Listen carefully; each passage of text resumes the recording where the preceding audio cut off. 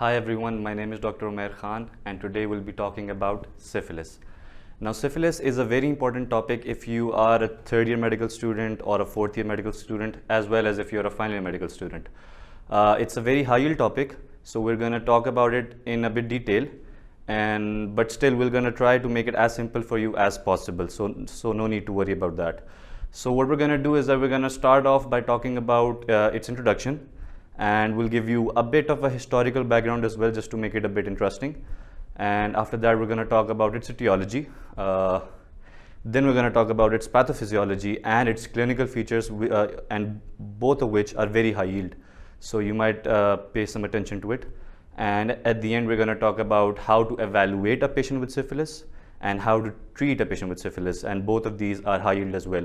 So it's a bit of a difficult topic, but if you pay attention, I'm sure we're going to make it as easy for you as possible. So stay tuned to sqadia.com and have fun. So guys, syphilis is a systemic bacterial infection which is caused by a spirochete, Treponema Pallidum. Now, a bit of information about spirochetes. Spirochetes are spiral-shaped bacteria with axial filaments, and these are really nasty bugs because they cause really nasty diseases. And the first spirochete is called Treponema Pallidum, which, as we have discussed, causes syphilis, and we'll be talking about syphilis in detail today. The second one is Borrelia Burgdorferi, which causes Lyme disease, and Lyme disease is mostly seen in the US and is endemic to certain parts of the US.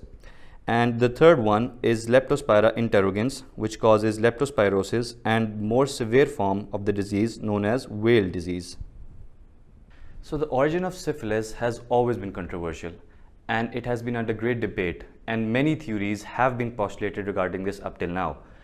The Columbian and the most accepted theory postulates that syphilis came from Europe in the 1490s, when the famous sailor Christopher Columbus arrived in the New World, which is now the US.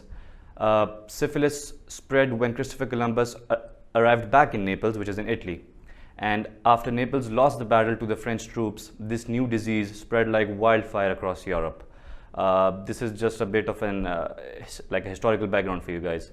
So the point is that syphilis still remains a contemporary plague that continues to affect millions of people worldwide to this day.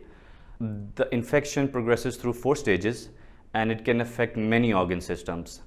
And luckily for us, that is like human beings, the organism Treponema Pallidum is still sensitive to penicillin. Because of the fact that the organism is still sensitive to penicillin, it is easily cured even today. So that is a plus. Now, a bit about its etiology.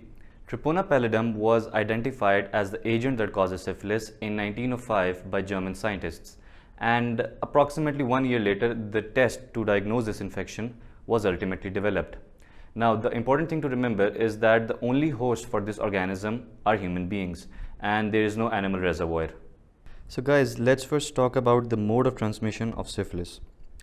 Now, syphilis is considered a sexually transmitted disease, as most cases of syphilis are transmitted sexually.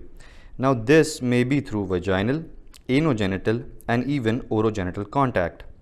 Now, it's important to remember that the infection can rarely be acquired via non-sexual contact as well, such as skin-to-skin contact or via blood transfer. But this is a more rare kind of transmission. Vertical transmission, that is, transmission of the infection from a pregnant mother to the fetus, can also occur, and this can occur transplacentally, resulting in congenital syphilis, which is very rare as well, but is a very serious kind of a disease.